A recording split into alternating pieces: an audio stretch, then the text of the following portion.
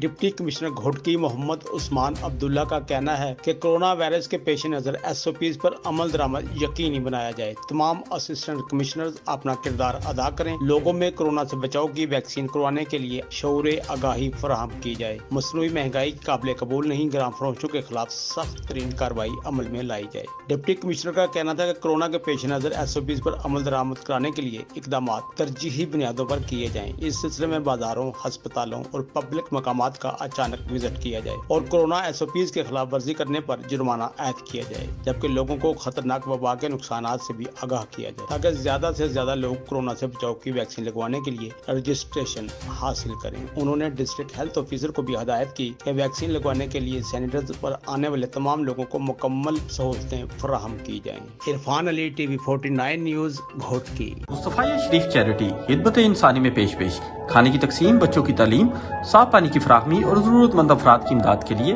مشکل کی اس گھڑی میں مصطفیہ شریف کا ساتھ دیں۔ آپ بھی اس نیک کام کا حصہ بنیں اور دل کھول کر عطیات دیں۔ مصطفیہ شریف in the blessed month of Ramadan, your donation can help people in need. Visit and donate on our website. Also, you can set up a direct debit as well. Mustafaya Sharif, believe every little helps.